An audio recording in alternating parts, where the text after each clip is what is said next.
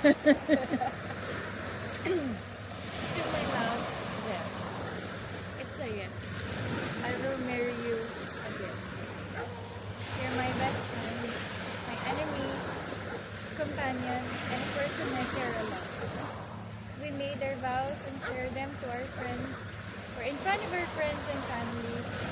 But since we have another wedding, please hear my vows again. I still vow to love and protect you, and to always choose you, and care for you even when you're far away.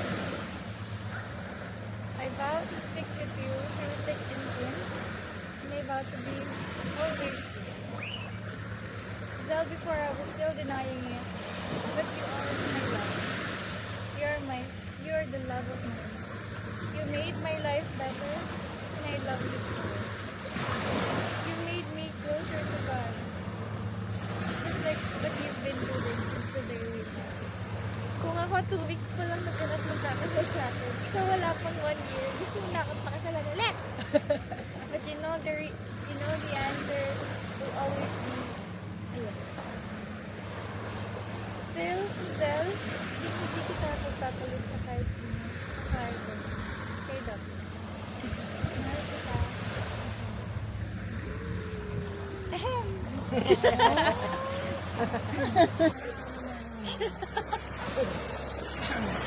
Sunog mo ako. Okay. So, it's been more than a year since our wedding ceremony in the Philippines. And 2 years since we became close friends. Ang bilis ng panahon, but I can still remember how we built an incomparable friendship. You literally pulled me out of misery back then. Sinalva mo ako from drowning. You made me believe in myself more, helped me see my strengths, and taught me self-love. Kaya hinayaan mo muna akong mahalin ang sarili ko bago magmahal ng iba. And the road detail that I know, ikaw pala yung mahalin. 2 years ago, you were just my workmate. I never knew someone like you would like me or even fall in love with me. You were just a dream and it's true. You can even ask my friends how I admired you from afar back then.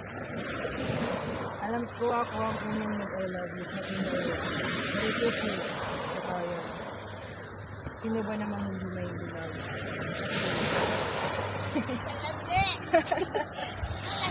I knew I loved you and I knew you were the one when I got to know you even better. It's when we got to talk deeper. I know you were the one kasi everything just works when we're together. Life isn't perfect, pero tayo perfect din. Kahit madalas unahin ako. And I know you still love me. Hindi mo ako binitawan. Kahit sobrang komplikado ng lahat. Hindi mo ako iniwan sa panahon ng hirapan. You held my hand and assured me na kaya natin basta magkasama. And I love how we put God in each other for a bit. I never expected we would come this far. Look at us. We're here in New Zealand, getting married, and a beach wedding, just like how we dreamt of it before. Thank you for staying with me through richer and pure sa lahat ng ups and downs. So, in front of everyone here who has supported and helped us today, I vow to continue loving you unconditionally in good times and bad. I vow to hold you forever, even on your worst days. I promise to be more patient with you, most especially when you're on PMS. As promised last year, I will put this into your life. We're going to give you the things you don't get about.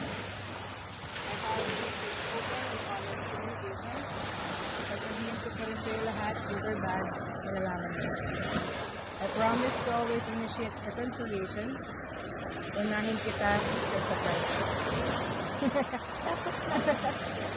Promise kakampi mo ako palagi. And I'll always be your best friend. Dahil sobrang in love ako sa iyo. I vow to grow old with you and to chase our dreams and goals together. Power couple tayo forever and always. I love you. Everything works for you. Everything works for me. Everything works for us. Love you. That is beautiful. Okay, come up here so we can be away from feel your vows with a beautiful kiss.